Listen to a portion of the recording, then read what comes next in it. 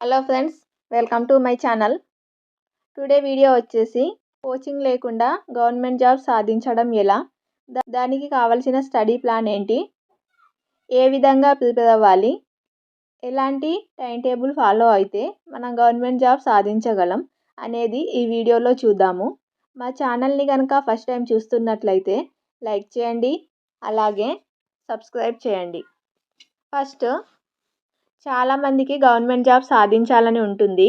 కాకపోతే కోచింగ్ తీసుకుంటేనే government job సాధించగలము, లేదంటే సాధించలేము అనే ఒక భయం అనేది ఉంటుంది. సో అలా కాకుండా ఈ మధ్య కాలంలో కోచింగ్ లేకుండా కూడా చాలామంది జాబ్ సాధించిన వాళ్ళు ఉన్నారు.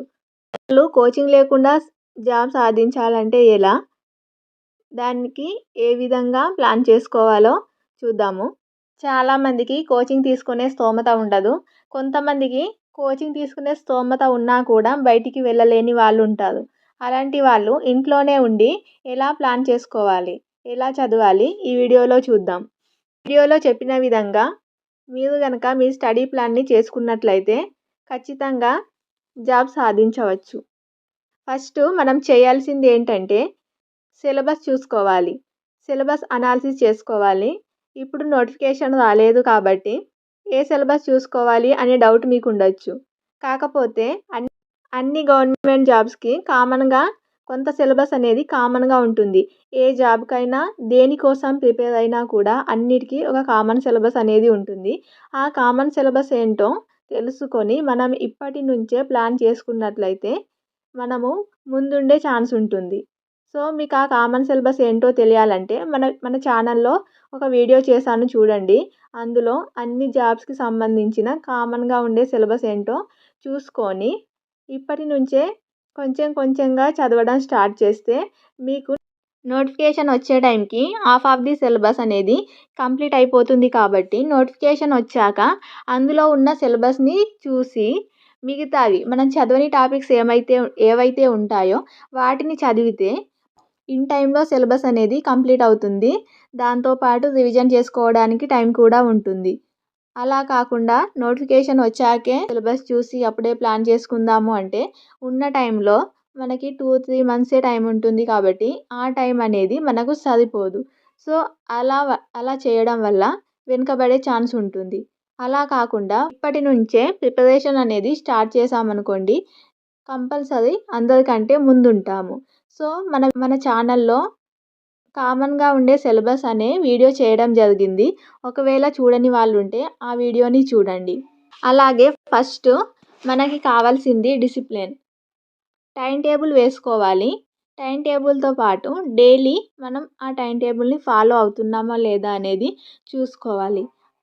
అలా డిసిప్లిన్గా టైం టేబుల్ని ఫాలో అవుతేనే మనం సక్సెస్ అవ్వడానికి ఛాన్స్ ఉంటుంది. కాబట్టి ఇప్పటి నుంచే ఒక టైం టేబుల్ పెట్టుకొని ఫుల్ డే కాకుండా డైలీ ఒక గంటనో లేదా 2 గంటలో చదవడం మెల్లమెల్లగా స్టార్ట్ చేయండి. అలా చదవడం స్టార్ట్ చేస్తేనే అప్పటికి మనకి చదవడం అలవాటైపోతుంది. నోటిఫికేషన్ వచ్చాకే చదవడం స్టార్ట్ చేస్తే కొత్తగా ఉంటుంది. కాబట్టి డైలీ 4-5 గంటలు కూర్చొని చదవాలంటే కష్టంగా ఉంటుంది. అదే ఇప్పటి నుంచే ఒక గంట 2 గంటలు చదవడం స్టార్ట్ చేస్తే అప్పటికి ఈజీ అవుతుంది. అలా ప్లాన్ చేసుకోండి.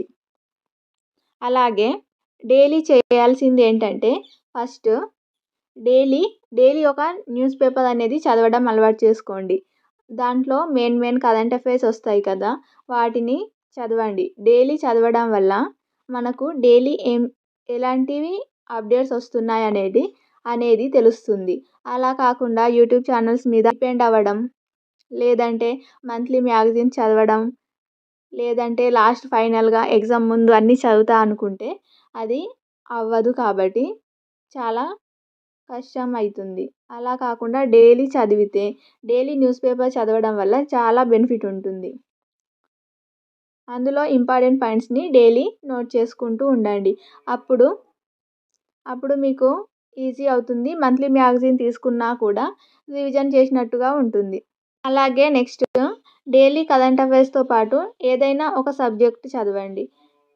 ఏదైనా మీకు జాగ్రఫీ కానీ, పాలిటీ కానీ, లేదంటే హిస్టరీ కానీ, ఇలా ఏదో ఒక సబ్జెక్ట్ తీసుకొని ఏదైనా ఒక సబ్జెక్ట్ని స్టార్ట్ చేయండి. డైలీ మార్నింగ్ లేవగానే కరెంట్ అఫైర్స్ని చూస్తాం, న్యూస్ పేపర్.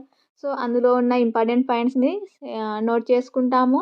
నెక్స్ట్ ఒక 1 అవర్ లేదంటే హాఫ్ ఎన్ అవర్లో ఒక సబ్జెక్ట్ తీసుకోవాలి. ఏదైనా ఒక సబ్జెక్ట్ తీసుకొని దాంట్లో డైలీ ఒక టాపిక్ చదవడానికి అలవాటు చేసుకోండి ఇప్పటి నుంచే. అలా చేస్తేనే మీకు ఒక్కొక్క సబ్జెక్ట్ అనేది కంప్లీట్ అవుతుంది కాబట్టి ఫైనల్గా రివిజన్ చేసుకోవడానికి ఛాన్స్ ఉంటుంది.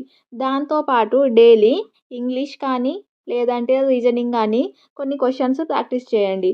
అలా చేయడం వల్ల స్పీడ్ అనేది పెరుగుతుంది. రీజనింగ్లో స్పీడ్ ఉంటేనే మనం చేయగలం కాబట్టి ఇప్పటి నుండే డైలీ ప్రాక్టీస్ చేస్తూ ఉంటే స్పీడ్ పెరుగుతుంది.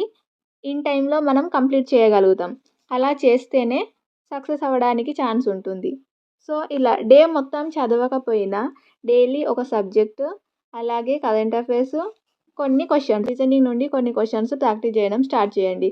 అలా చేయడం వల్ల మీకే రిజల్ట్ తెలుస్తుంది. నోటిఫికేషన్ వచ్చాక చేయడం కంటే ఇప్పటి నుంచే ఇలా చేయడం వల్ల మీకు కూడా ఈజీ అవుతుంది. మీకు కూడా మంచి రిజల్ట్ అనేది వస్తుంది. ఇది ఫ్రెండ్స్ టుడే వీడియో. ఈ విధంగా చేయడం వల్ల కోచింగ్ లేకుండా కూడా గవర్నమెంట్ జాబ్ సాధించవచ్చు. ఇలా ప్లాన్ చేసుకొని చూడండి. మీకు నచ్చితేనే చేయండి, లేదంటే లేదు. ఈ వీడియో కనుక మీకు నచ్చితే లైక్ చేయండి, అలాగే సబ్స్క్రైబ్ చేయండి. Thank you.